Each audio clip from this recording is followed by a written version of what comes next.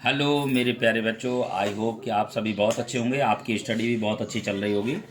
मैं रामरूप सर सफलता coaching classes Lahore से आपके लिए 12th बायो का चैप्टर 2 का लेक्चर 9 लेकर आया हूँ। इससे पहले मैंने लेक्चर 8 में आपको निषेचन की पश्च घटनाएं, जो आपका वीडियो मैंने अपलोड किया था, निषेचन की पश्च घटनाओं में आपको पहला आपने हेडिंग लिखा दी थी। मैंने पहली हेडिंग विदलन, दूसरी लिखा दी थी तंतु का निर्माण, तीसरा लिखा दिया पूरक पुटी का निर्माण, चौथी हेडिंग आपकी है भ्रूण का रोपण। कोरक पुटी बनने के पश्चात भ्रूण के ऊपर स्थित जोना पेलिसिडा धीरे धीरे समाप्त होने लगती है और ब्लास्टुला का पोषकोरक स्तर की कोशिकाएं गर्भाशय की भित्ति के सीधे संपर्क में आ जाती हैं और लाइटिक नामक एंजाइम का स्रावण करती हैं। इस प्रकार भ्रूण गर्भाशय की अंतःभित्ति से चिपक जाता है और इसकी अंतःभित्ति कोशिकाओं को नष्ट कर देती है। इस क्रिया को हम रोपण कहते हैं। यह क्रिया निषेचन की लगभग 1 सप्ताह बाद होती है। 5वीं हेडिंग है दूसरे सप्ताह का विकास। कोरक पुटी के पोष कोरक के साथ जरायुज कला बनना प्रारंभ हो जाता है। पोरियन गर्भाशय के एंडोमेट्रियम से मिलकर अपरा का निर्माण करने लगता है, जो स्त्रावण करते हैं, जो प्रोजेस्टेरॉन के स्त्रावण को नियंत्रित करता है। प्रोजेस्टेरॉन गर्भाशय के अंतः स्तर को बनाए रखता है और मासिक स्राव को रोकता है। मादा गर्भाशय के भीतरी निषेचित अंडे से 2 माह तक होने वाले परिवर्धन को गर्भकाल कहते हैं और भ्रूण गर्भ कहलाता है।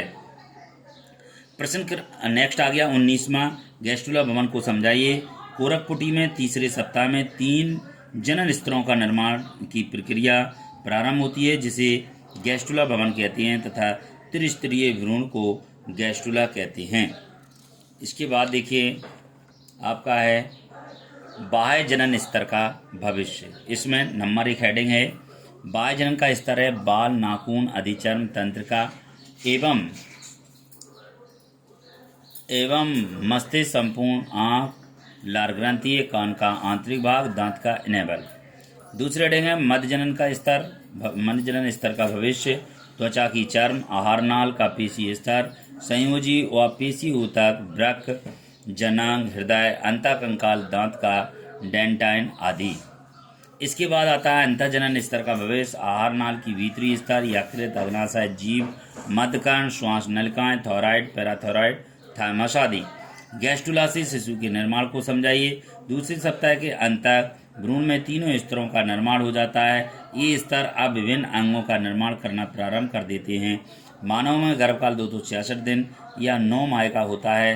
गर्भकाल को मुख्य रूप से 3 भागों में बांटा जा सकता है। प्रथम तिमाही भ्रूण में अंगों का निर्माण प्रारंभ हो जाता है, जैसे हृदय, मस्तिष्क, मेरुरज्जु आदि, और 4 सप्ताह में सभी प्रमुख अंगों का निर्माण प्रारंभ हो जाता है।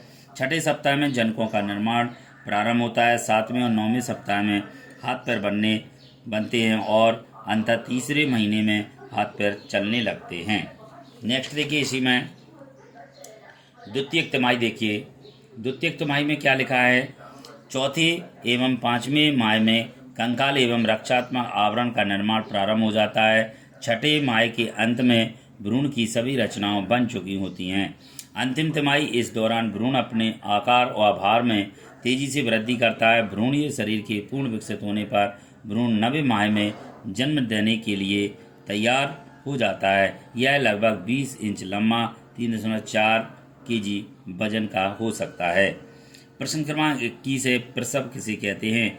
गर्भ अवधि पूर्ण होने के पश्चात गर्भाशय की पेशी में तीव्र संकुचन प्रारंभ हो जाता है। इस संकुचन को प्रसव संकुचन या इस अनुभव को प्रसव वेदना भी कहते हैं। प्रथम अवस्था में संकुचन की तरंगें बार बार आती जाती रहती हैं। द्वितीय अवस्था में शिशु योनि से बाहर आने लगता है और बाहर आने पर शिशु नाभि रज्जु द्वारा अपरा से जुड़ा रहता है। तृतीय अवस्था में अपरा को शिशु की ओर से धागे से बांधकर असंक्रमित ब्लेड की सहायता से काटकर अलग कर देते हैं। आशा करता हूँ ये वीडियो अच्छा लगे तो लाइक सब्सक्राइब जरूर करें, अधिक से अधिक शेयर करें। आपका ये चैप्टर 2 बुक के माध्यम से तैयार किया जा रहा है। 12th बायो है। अधिक से आप बच्चों को शेयर करें। धन्यवाद।